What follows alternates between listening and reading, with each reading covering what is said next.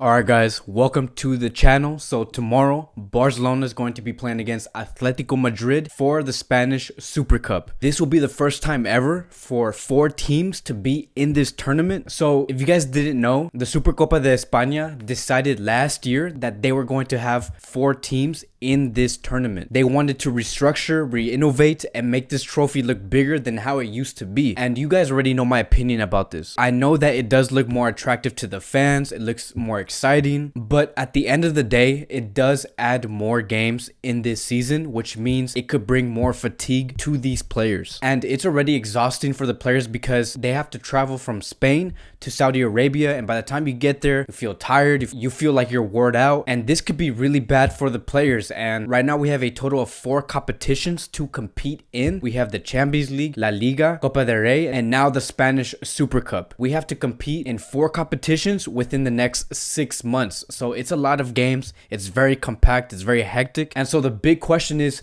how should we approach this game? Our main goal going into this match should be for the players to not get tired or fatigued. We already had a long trip coming from Spain. The team just played this Saturday, and if we win this game in our next match on Sunday, we will have another match, which will be the final, which means that we are going to be playing 2 games in 3 days. And I know that Valverde is aware of this obstacle. He knows what he needs to do. We did see who he brought to Saudi Arabia. We've seen players like Ricky Puig and some other Barca B players from the academy. So it's best to see players like Ansu Fati, Ricky Puig to get their chances in this match. So we have played against Atletico Madrid before. We played them like 2 weeks ago at the Wanda Stadium. We ended up winning that game 1-0, and it was probably one of the best second half performances we have had so far this season. So how do we defeat a strong Atletico Madrid side? A team that we know is going to come in hard, a team that we know that's going to try everything they can to keep us from scoring. And they are a team that have conceded the least amount of goals per match in La Liga. Right now they're averaging about 0.6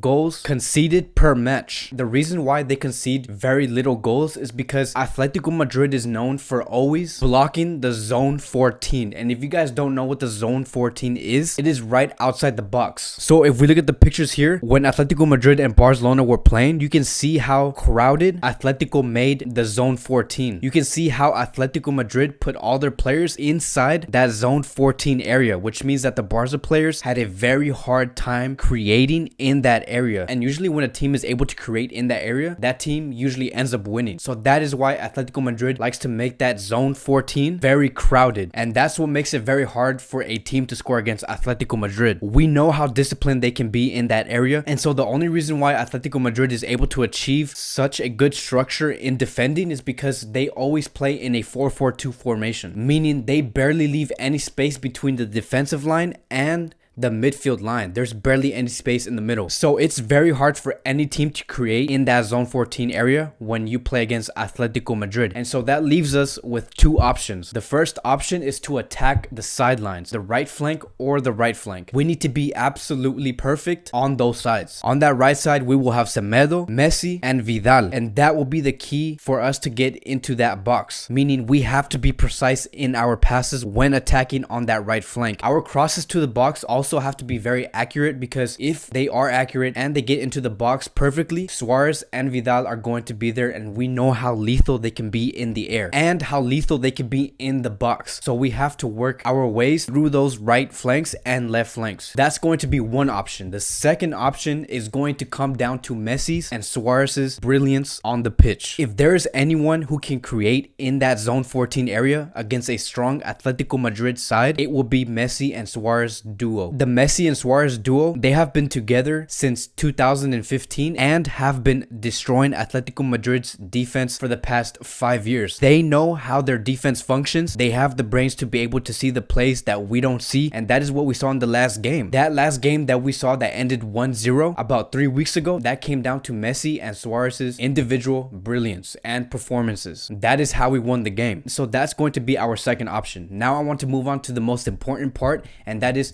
what's going to happen when Atletico Madrid comes into our half. How are we going to defend and what should we look out for? And honestly, there's only one thing I would like to point out from Atletico Madrid, and if they get this right and if they are in their best form, they will knock us out. So we have to be able to be very cautious about what I am about to talk to you guys about. That is the Thomas Partey and Trippier relationship. So look, Atletico Madrid is not like Barcelona or Real Madrid where you have those 1 to 2 players that can create chances by themselves. Like for example, Real Madrid has Hazard, Bale, Benzema, and Barcelona has Griezmann, Messi, Suarez. Atletico Madrid doesn't have that, and Diego Simeone knows this. He's very well aware of what his team is about and capable of, and what he does know is that he can be very lethal in the air. All of his players that he has in his disposal can be very lethal in the air inside the box. And so look, I'm going to show you guys a few stats about these 2 key players on what they did against Barcelona, and I'm going to explain why I'm explaining these stats. So Thomas, the midfielder, he had a total of 10 long balls, okay? Remember that. Trippier, the defender, the right back, their right back has a total of 11 crosses and 8 long balls. So why am I telling you these stats? It's because Atletico Madrid's favorite attacking method is when they have Thomas receive the ball in the middle, right? We can see in these pictures, Thomas receives the ball. He looks for Trippier on that right flank. Once he finds Trippier, he passes it to Trippier. Trippier gets the ball. Once Trippier gets the ball, he sends it inside the box, and then someone inside the box either headers it or kicks it inside the goal. And you can see this type of play happen throughout the whole season. Atletico Madrid loves doing this, and they are very good at that. And that is my biggest fear, because we know, you and me know, that Barcelona is not that good at man marking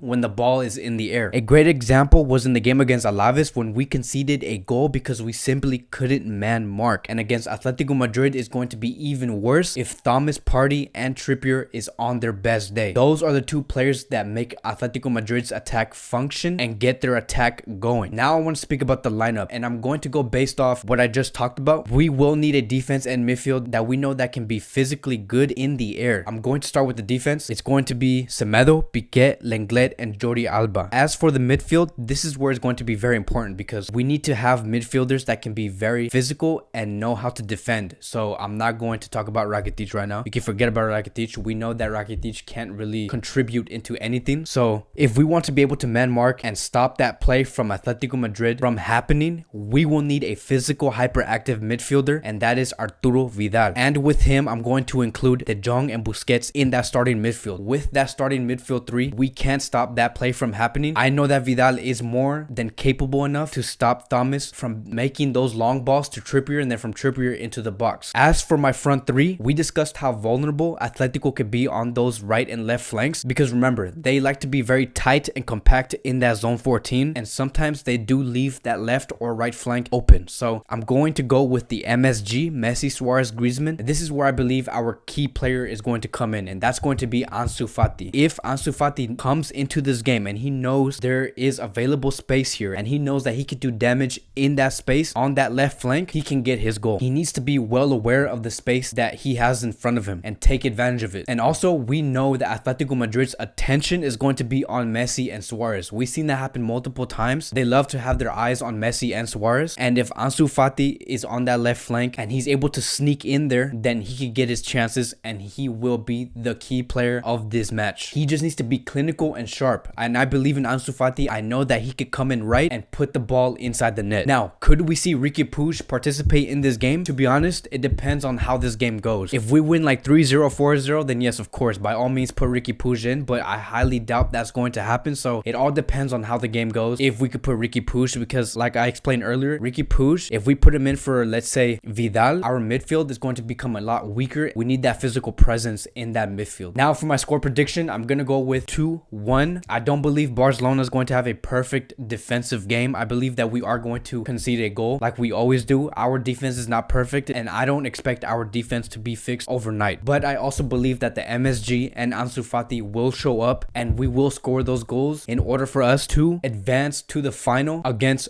Real Madrid. And I really hope we do have El Clasico final. It's going to be very exciting. Real Madrid just won 3-1 against Valencia, so if we do advance, we will play against Real Madrid, and I'm going to be making a video about that before the game starts, which is the pre-match preview. So thank you guys for watching. Let me know what do you think is going to be the score prediction for this match. Who do you want to see in the lineup? Thank you guys for watching. I'll see you guys next time.